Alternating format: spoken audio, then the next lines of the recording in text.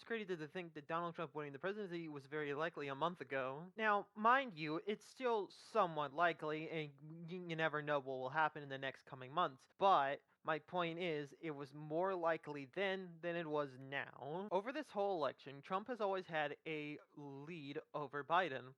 Although, that was when Biden was running. Now, it could be easy to just, chalk this up to America generally being a terrible place with not the best people, but that would be lazy and also would disregard the legitimate reasons to not like Biden or not want to vote for him. Now, mind you, I'm not saying that, Trump was just a better candidate in the minds of most people. I think it was more so that Biden was just a not very good candidate to begin with, and also wasn't very hopeful and inspiring. Now, mind you, I don't think Trump is a good candidate, but he appeals more to his base. He appeals more to Republicans. Biden, on the other hand, does not appeal to Democrats or people on the left as much as Trump appeals to people on the right. One of the major reasons is his support of Israel over the past few years and their ongoing massacre and genocide of the Palestinian people. Now, mind you, Israel has been a bunch of genocidal freaks to Palestine for years, decades at this point. This is nothing new. This went on over the Obama presidency and it didn't affect it then. It only affected it now because it was brought into the limelight after the October 7th attacks. Such attacks that Israel used to kill innocent children and innocent civilians. I'm not going to sugarcoat it at all. Joe Biden's a massive fucking piece of shit for reasons other than this, but this is like a pretty massive reason why he's a piece of shit. Oh, and before people start commenting down below, no, I don't think self-defense is a good excuse for blowing up children. Obviously, people are going to have moral issues with voting for the genocide guy. Now, mind you, Trump isn't much better. He also loves genocide. In fact, he loves genocide so much, he wants to bring it home and force it upon, people of different races and also people that are trans. I'm one of them. And for Republicans, that's not a problem. That's a feature. That's a thing they want. They want more genocide and they want it here and they want to get rid of them trans, them Muslims, and the Mexicans. And unless you're a fucking liberal, you probably don't want to ignore genocide just because your favorite guy's up there and he's running for president and you don't care how many innocent children die. Besides, you're probably evil anyways. Mentioned that this guy is constantly fumbling when he's talking and stuff, and that's just not like a stuttering thing. This motherfucker is losing the ability to make coherent sentences or coherent thoughts. Now, mind you, that's not a knock to old people. Old people are great. But old people are also not great at running things. Now, mind you, I think Trump is also rotting before our eyes and can't make coherent sentences that much. And to be fair, he hasn't been able to make coherent thoughts for quite a while. Before people jump on me, I'm not running for president, and I don't think I should ever be president. When I fuck up my sentences, it's quirky. When I fuck up a little in my line reading, I don't want to re-record it because I'm lazy. I'm also not running for president, so that's not a problem. Of course, let me get right back to my point. Here I am, talking about myself, when I should be talking about the fact that the right wing doesn't have standards. They don't want to vote for this man because he's a highly competent person. They're voting for this man because he's one, popular, and two, promised fascism. And guys, he promised us fascism, so we gotta vote for him no matter how many times he shits himself. In fact, if he shits himself, that's a feature now. That's a feature now. I'm gonna shit myself right now. Now, yeah, there's a lot of people that are so delusional, they generally think that Trump is a gift from God, and sometimes even God himself.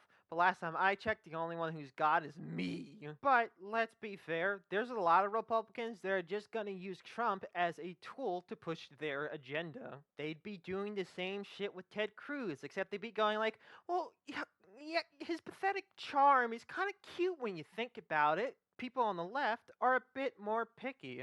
A lot of people didn't even want Joe Biden in the initial election. And now they're kind of like, well, what's the point? He's kind of lost his mind in the last 4 years, and, well, he's just gonna keep on letting things go to shit, especially overseas. And let's be fair, he's not gonna get a lot of votes by moderates because moderates have been struggling with the economy, and he's kind of an old dying man, and the other guy's a bit more like lively about being a dying old man. And after Trump got shot, mind you, he got shot in the ear and not even that badly. And I need the prevents. I need to say it right now, just for YouTube's sake. I thought this is bad, and I don't encourage political violence. Unlike our great presidential leader, unlike every living. And when Trump got shot, that seemed to be like the death nail coffin for the whole race. There's something that can only make you even more popular.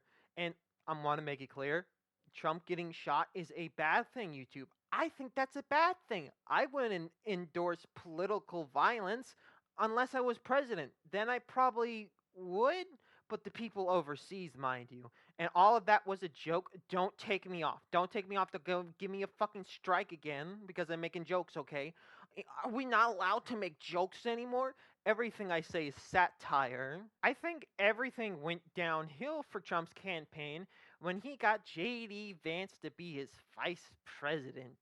A man who thinks every couch is a love seat. And I don't care if the couch fucking story isn't real. I just want to make it clear the couch fucking story is not real, but judging by this man aura, can you blame anyone for thinking that this guy is a person that can get in between the folds of a couch?